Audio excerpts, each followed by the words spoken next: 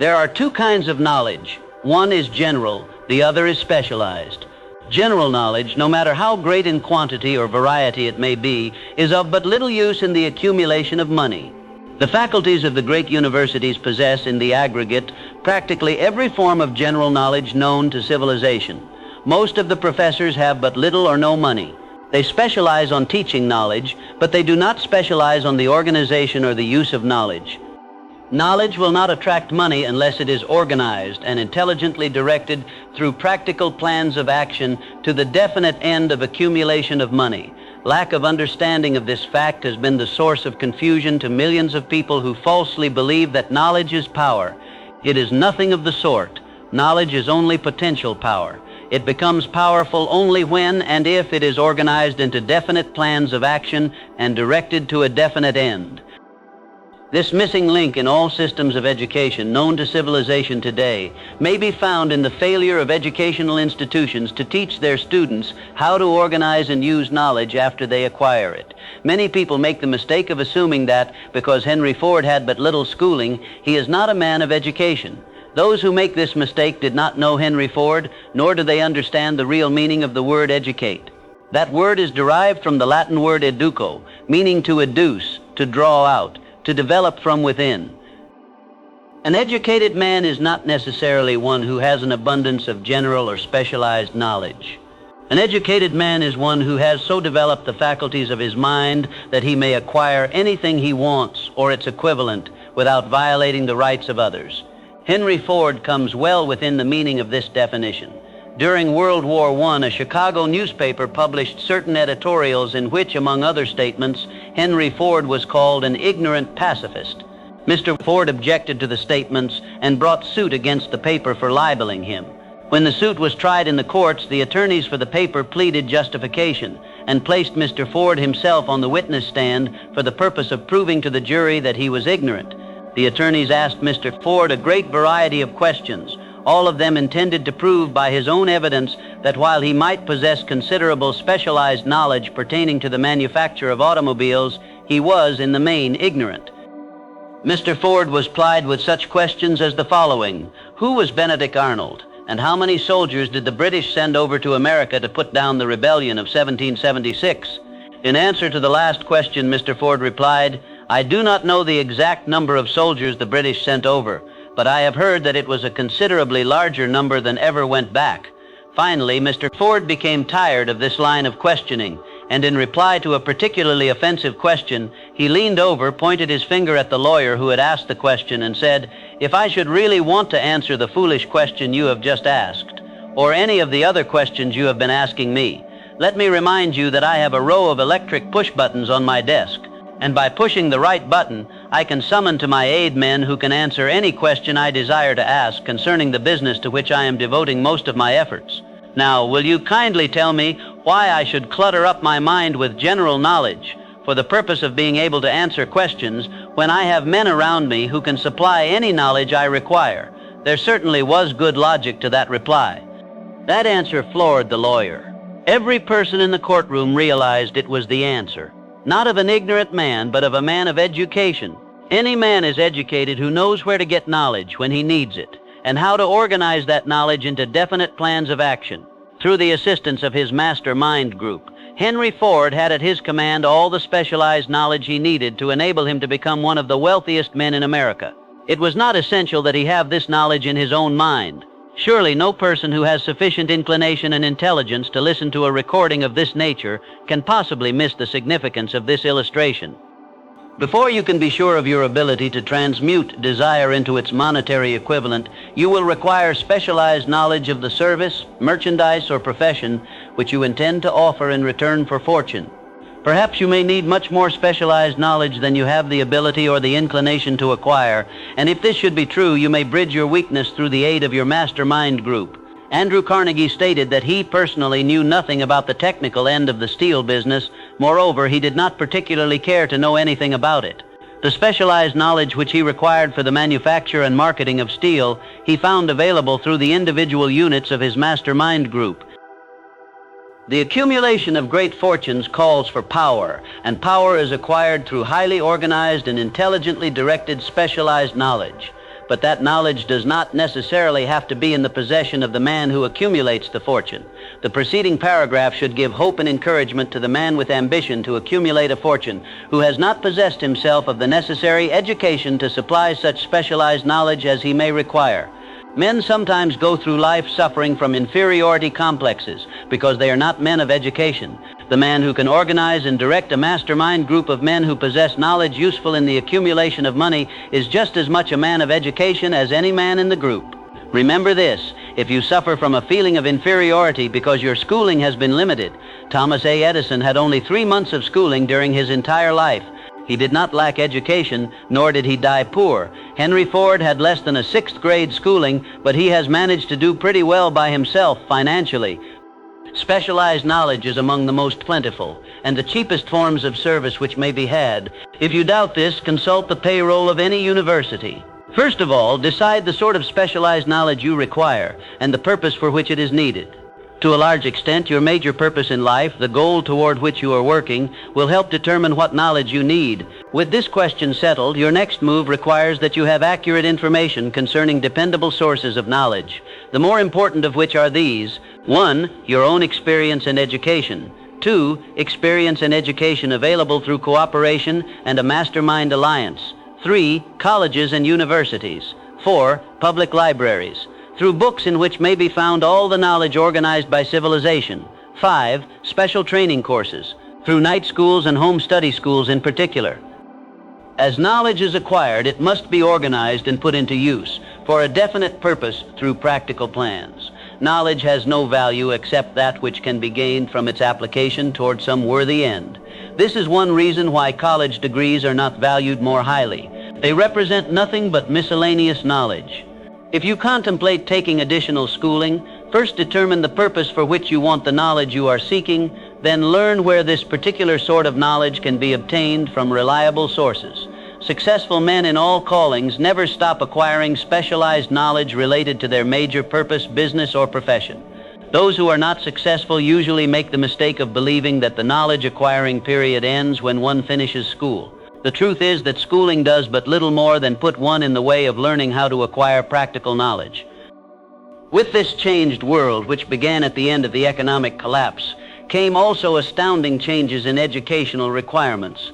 The order of the day is specialization. This truth was emphasized by Robert P. Moore, Secretary of Appointments of Columbia University. Particularly sought after by employing companies are candidates who have specialized in some field, business school graduates with training in accounting and statistics, engineers of all varieties, journalists, architects, chemists, and also outstanding leaders and activity men of the senior class. The man who has been active on the campus, whose personality is such that he gets along with all kinds of people, and who has done an adequate job with his studies, has a most decided edge over the strictly academic student. Some of these, because of their all-around qualifications, have received several offers of positions, a few of them as many as 6.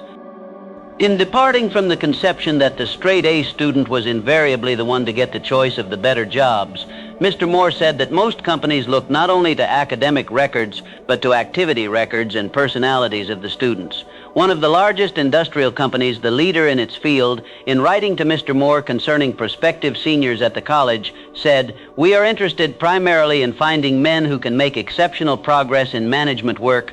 For this reason, we emphasize qualities of character, intelligence, and personality far more than specific educational background."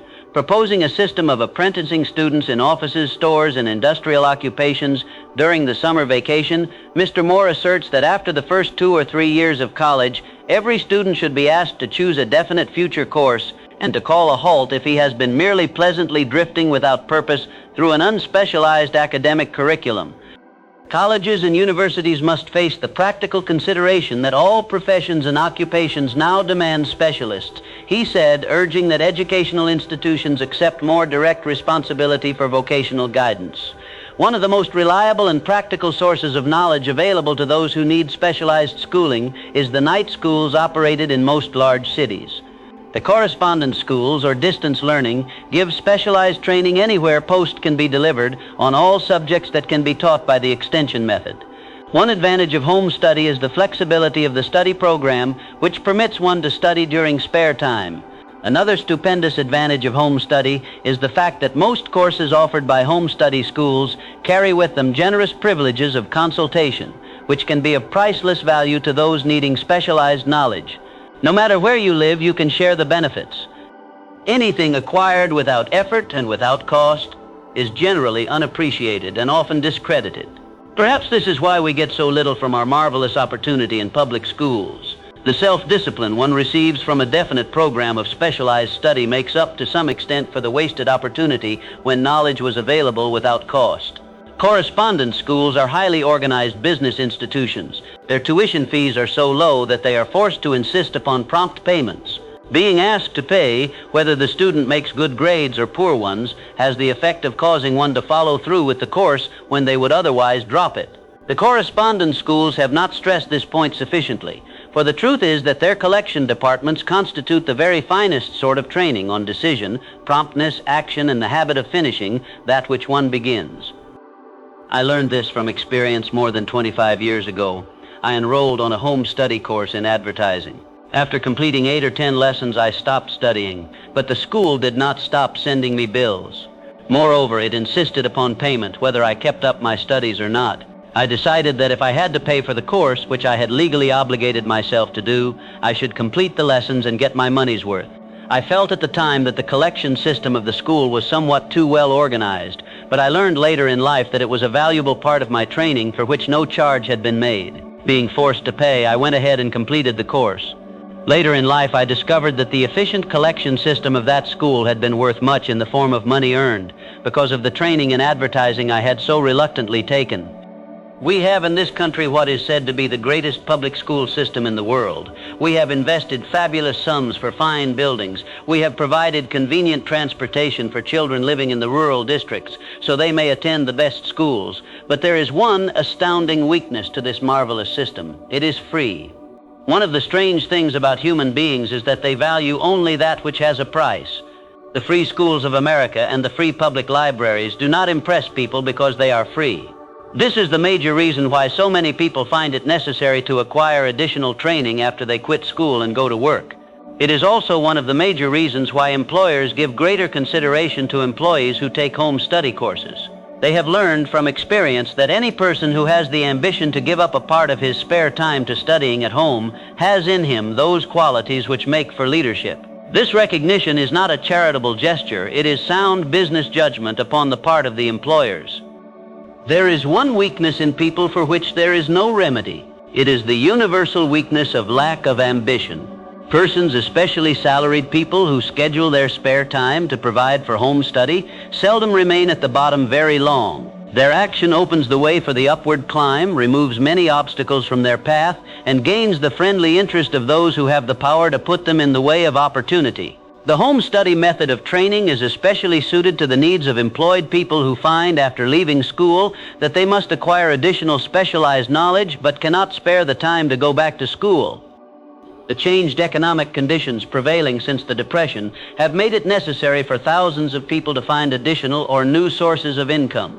For the majority of these, the solution to their problem may be found only by acquiring specialized knowledge. Many will be forced to change their occupations entirely. When a merchant finds that a certain line of merchandise is not selling, he usually supplants it with another that is in demand. The person whose business is that of marketing personal services must also be an efficient merchant. If his services do not bring adequate returns in one occupation, he must change to another where broader opportunities are available. Stuart Austin Weir prepared himself as a construction engineer and followed this line of work until the Depression limited his market to where it did not give him the income he required. He took inventory of himself, decided to change his profession to law, went back to school, and took special courses by which he prepared himself as a corporation lawyer. Despite the fact that the Depression had not ended, he completed his training, passed the bar examination, and quickly built a lucrative law practice in Dallas, Texas. In fact, he was so successful he ended up turning away potential clients. Just to keep the record straight and to anticipate the alibis of those who will say, I couldn't go to school because I have a family to support or I'm too old, I will add the information that Mr. Weir was past 40 and married when he went back to school. Moreover, by carefully selecting highly specialized courses in colleges best prepared to teach the subjects chosen, Mr. Weir completed in 2 years the work for which the majority of law students require 4 years. It pays to know how to purchase knowledge. The person who stops studying merely because he has finished school is forever hopelessly doomed to mediocrity, no matter what may be his calling. The way to success is the way of continuous pursuit of knowledge. Let us consider a specific instance. During the Great Depression, a salesman in a grocery store found himself without a position. Having had some bookkeeping experience, he took a special course in accounting, familiarized himself with all the latest bookkeeping and office equipment, and went into business for himself. Starting with the grocer for whom he had formerly worked, he made contracts with more than 100 small merchants to keep their books at a very nominal monthly fee. His idea was so practical that he soon found it necessary to set up a portable office in a light delivery truck, which he equipped with modern bookkeeping machinery. He went on to obtain a fleet of these bookkeeping offices on wheels and employ a large number of assistants, thus providing small merchants with accounting service equal to the best that money can buy at very nominal cost.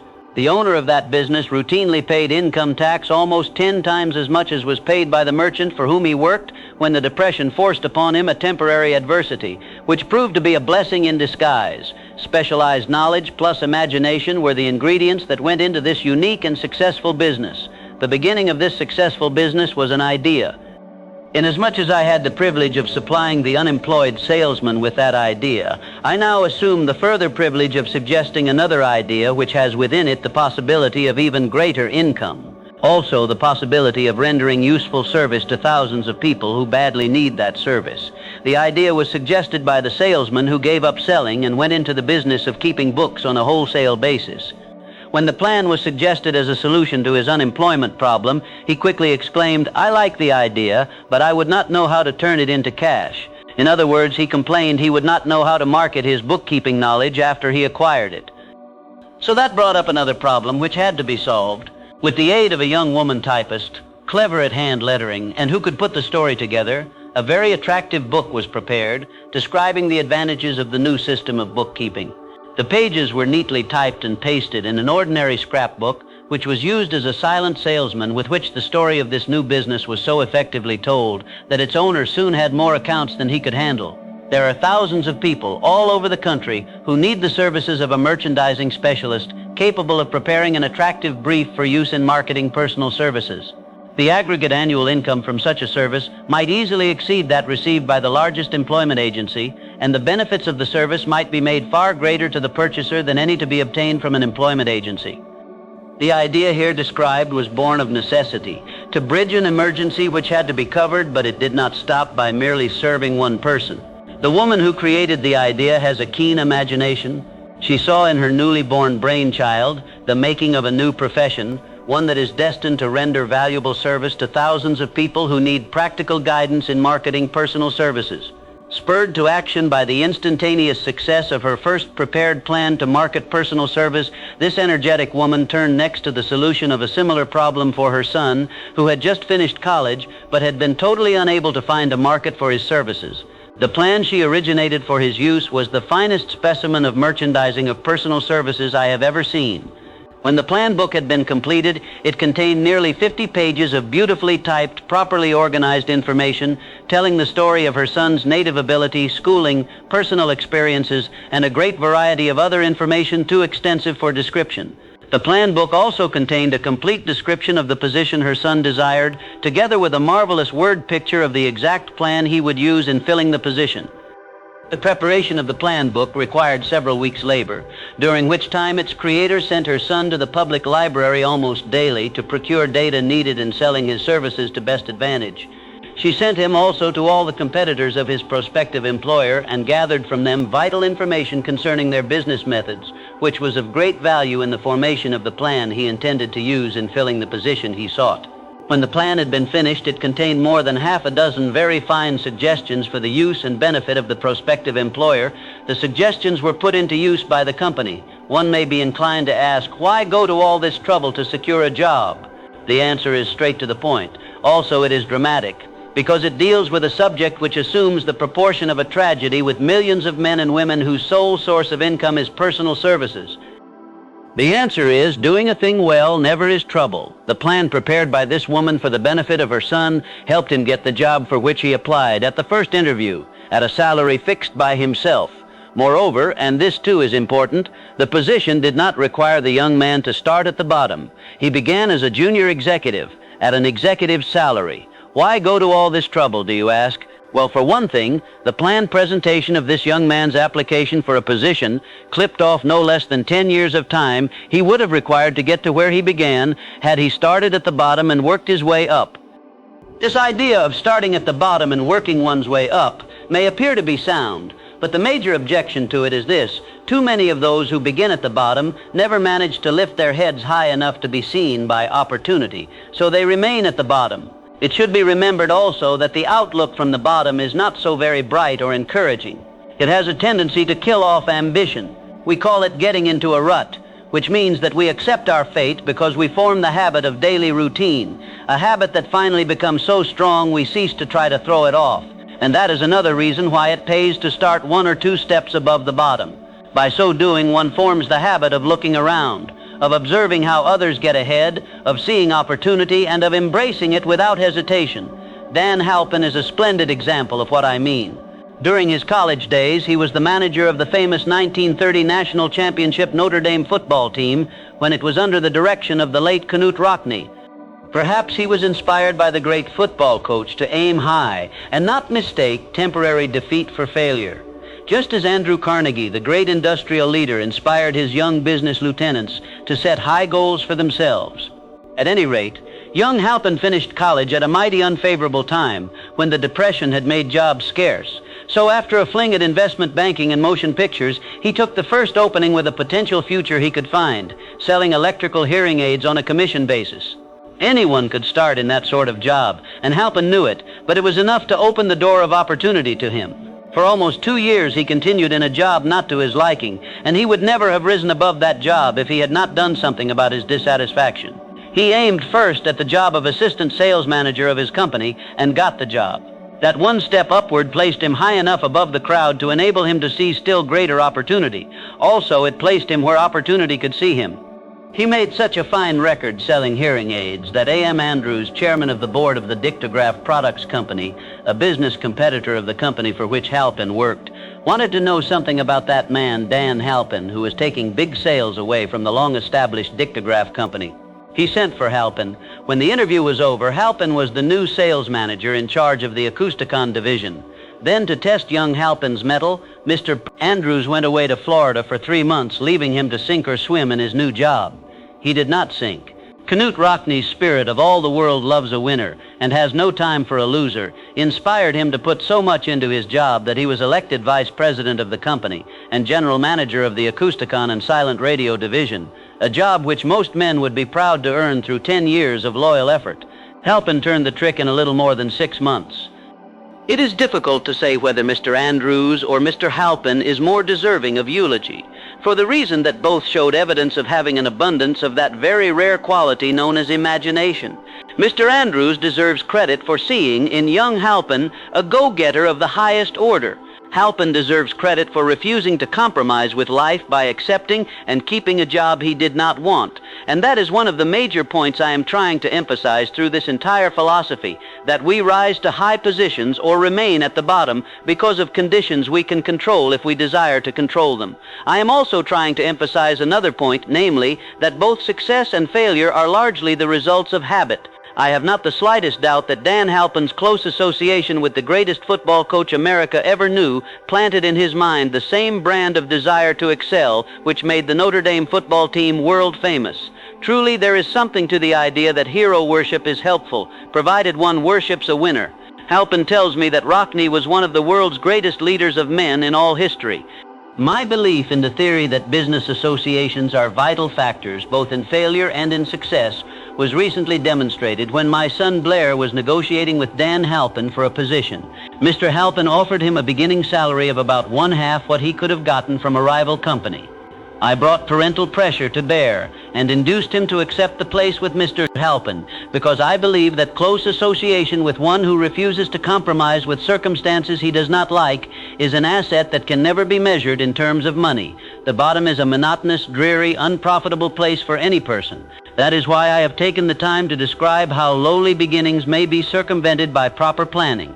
Also, that is why so much space has been devoted to a description of this new profession, created by a woman who was inspired to do a fine job of planning because she wanted her son to have a favorable break. With the changed conditions ushered in by the world economic collapse came also the need for newer and better ways of marketing personal services. It is hard to determine why someone had not previously discovered this stupendous need in view of the fact that more money changes hands in return for personal services than for any other purpose. The sum paid out monthly to people who work for wages and salaries is so huge that it runs into hundreds of millions, and the annual distribution amounts to billions. Perhaps some will find in the idea here briefly described the nucleus of the riches they desire. Ideas with much less merit have been the seedlings from which great fortunes have grown.